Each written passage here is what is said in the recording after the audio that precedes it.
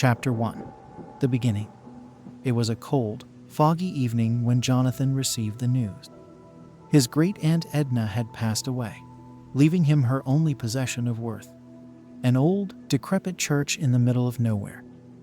Jonathan had never met Edna, and he wasn't sure why she would leave such a place to him. But curiosity and a need to escape the pressures of city life compelled him to visit the church. The drive to the church was long and winding, through dense forests and over narrow, cracked roads. As he approached, the fog thickened, obscuring his view. When he finally arrived, he was struck by the sight before him. The church was a Gothic monstrosity, its once grand spires now crumbling and overgrown with ivy. The stained glass windows were shattered, and the wooden doors hung off their hinges. Jonathan parked his car and approached the church, the sense of foreboding growing with each step. The air was heavy, and the silence was oppressive. He pushed open the door, and it creaked loudly, echoing through the empty nave. The interior was even more dilapidated than the exterior. Dust coated every surface, and the smell of mold was overwhelming. Broken pews were scattered across the floor, and the altar was in ruins. Jonathan shivered, feeling a chill that had nothing to do with the cold. He decided to explore further, hoping to find something of value, or at least some clue as to why Edna had left him this place. As he wandered through the dark, musty halls, he felt a strange presence, as if he were being watched. The feeling grew stronger as he reached the basement stairs. The basement was pitch black, and the air was even colder. Jonathan fumbled for his flashlight, the beam cutting through the darkness. He descended the stairs slowly, each step echoing loudly in the silence. At the bottom, he found a small room with stone walls and a dirt floor. In the center of the room was a large, ornate chest. Jonathan approached the chest, his heart pounding in his chest. He hesitated for a moment, then opened it. Inside were old, leather-bound books, yellowed with age. He picked one up and opened it, the musty smell of old paper filling the air. The book was filled with strange symbols and drawings, unlike anything Jonathan had ever seen. As he flipped through the pages, he felt a sense of dread. The drawings depicted horrific scenes of torture and death, and the symbols seemed to writhe on the page. Jonathan quickly closed the book and put it back in the chest. He wanted to leave, but something compelled him to stay. He felt a strange connection to this place, as if it were calling to him. He decided to spend the night in the church, hoping that the morning light would make everything seem less frightening. He set up his sleeping bag in one of the less damaged rooms and tried to sleep. But the silence was unnerving, and the sense of being watched never left him. As he lay there, trying to sleep, he heard a faint whisper. He sat up, straining to hear. The whisper grew louder, and he could make out words, though he couldn't understand them. They were in a language he had never heard before. Jonathan's heart raced as the whispering continued, growing louder and more insistent. He felt a cold breath on his neck and turned quickly, but there was nothing there. The whispering stopped, and the silence was even more oppressive. Jonathan didn't sleep that night. He sat in the darkness, his flashlight clutched tightly in his hand, waiting for the dawn. Chapter 2. The Whispering Shadows.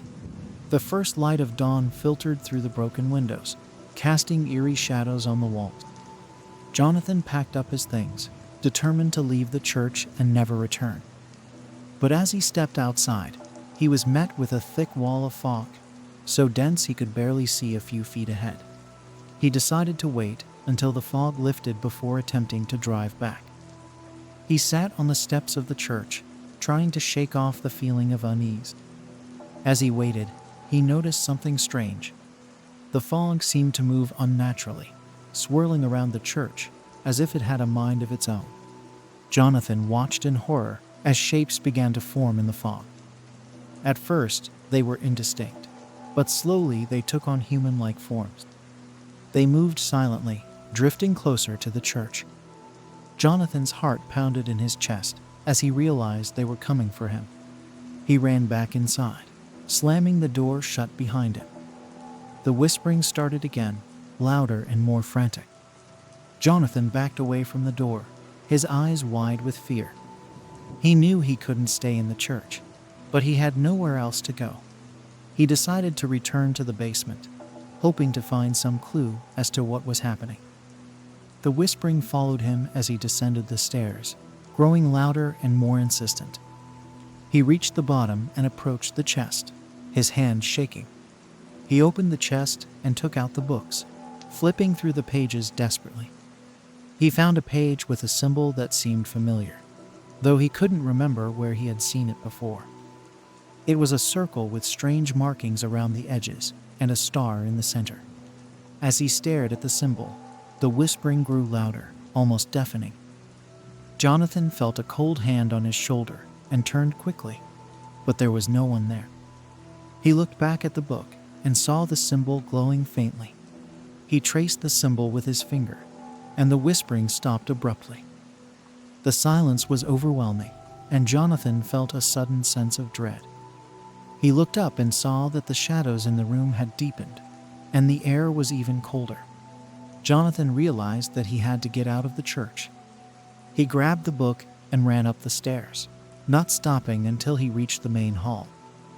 The fog was still thick outside, but he couldn't stay in the church any longer. He stepped outside, the fog swirling around him. The shapes in the fog were still there, drifting closer. Jonathan clutched the book tightly and ran to his car.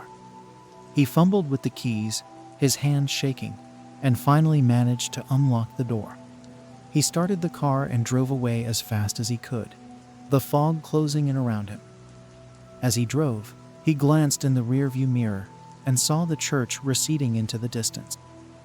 The whispering started again, faint and distant, but growing louder with each passing moment. Chapter 3. The Forgotten History. Jonathan drove until he reached the nearest town, a small, quiet place with a single main street and a few scattered houses. He pulled into a gas station and got out of the car, his legs shaking. He needed to find out more about the church and the strange book he had found. He went into the gas station and asked the attendant if there was a library or historical society in town. The attendant, an elderly man with a weathered face, gave him a curious look, but directed him to the town's small library. Jonathan thanked him and drove to the library. It was a small, brick building, old but well-maintained. He went inside and was greeted by the librarian, a middle-aged woman with glasses and a warm smile. "How can I help you?" she asked. "I'm looking for information on an old church," Jonathan said. "It's in the middle of nowhere, not far from here." The librarian's smile faded. "You must be talking about St. Mary's. It's been abandoned for years." Jonathan nodded. "Do you know anything about its history?" The librarian sighed and led him to a back room filled with old books and newspapers. She pulled out a dusty volume and handed it to him. "This is the town's history. There's a section on St. Mary's."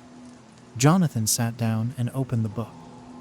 The pages were yellowed and fragile, but the information was clear. St. Mary's had been built in the early 1800s by a group of settlers who had fled religious persecution in Europe. They had hoped to create a utopia, a place free from the troubles of the outside world. But things had gone wrong. There were reports of strange occurrences, mysterious deaths, and disappearances. The settlers had become increasingly paranoid and isolated. The church had been the center of their community, but it had also been the source of their downfall. The book mentioned a man named Father Gabriel, the church's first priest. He had been a charismatic leader, but there were rumors that he was involved in dark rituals and forbidden practices. When the settlers' troubles had reached a peak, Father Gabriel had disappeared, and the church had been abandoned shortly after. Jonathan read on, his heart pounding. There were stories of people who had visited the church over the years, only to vanish without a trace. The locals avoided the place, believing it to be cursed. He closed the book and looked up at the librarian. "Do you know anything about Father Gabriel?" The librarian shook her head. "Only what's in the book.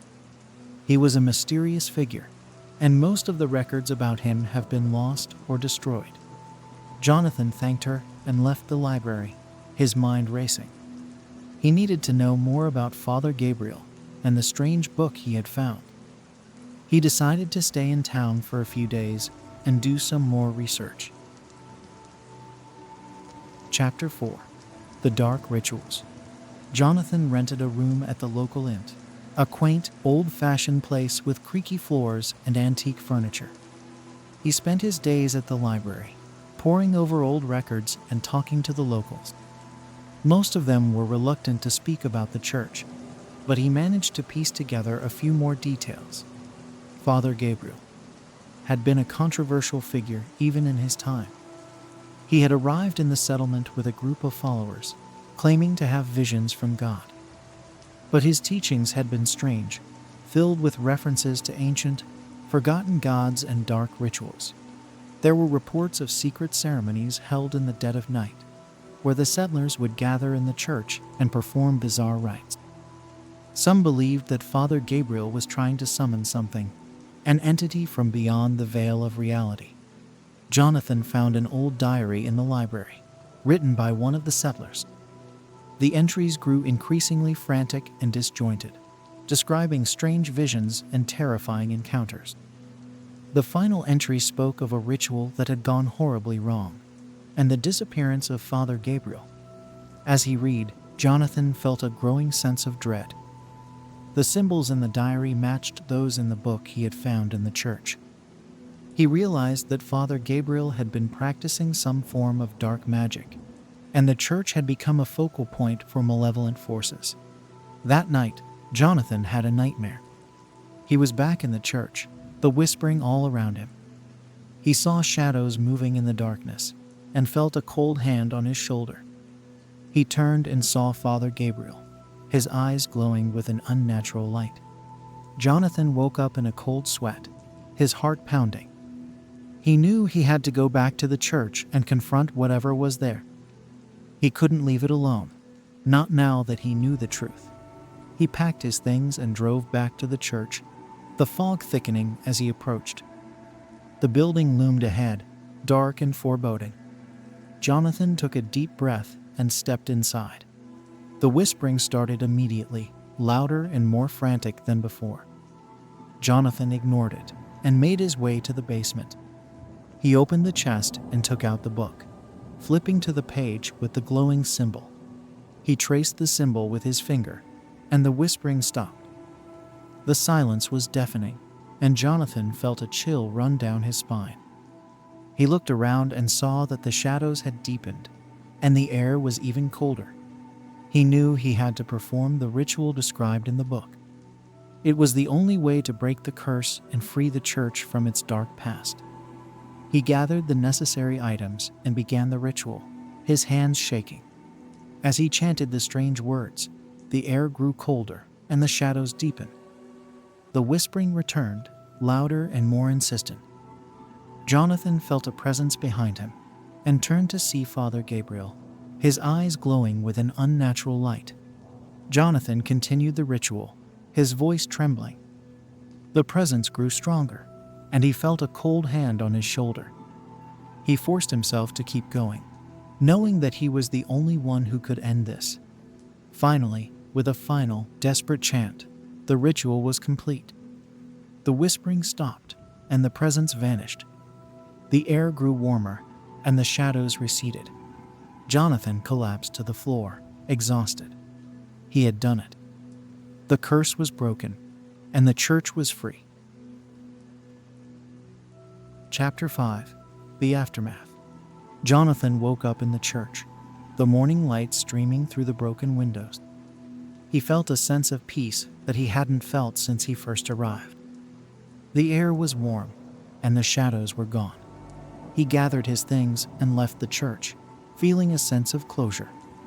He drove back to the town, grateful to leave the place behind. As he drove, he thought about everything he had learned and experienced. The dark history of the church, the rituals, and the presence of Father Gabriel. He knew that he would never forget what had happened, but he felt a sense of relief, knowing that the curse was broken. He returned to the city, determined to move on with his life. But as he lay in bed that night, he couldn't shake the feeling that something was still watching him. He heard a faint whisper and felt a cold breath on his neck. Jonathan sat up, his heart pounding. He looked around, but there was nothing there. He lay back down, trying to convince himself that it was just his imagination. But deep down, he knew that the church's dark past would never truly leave him.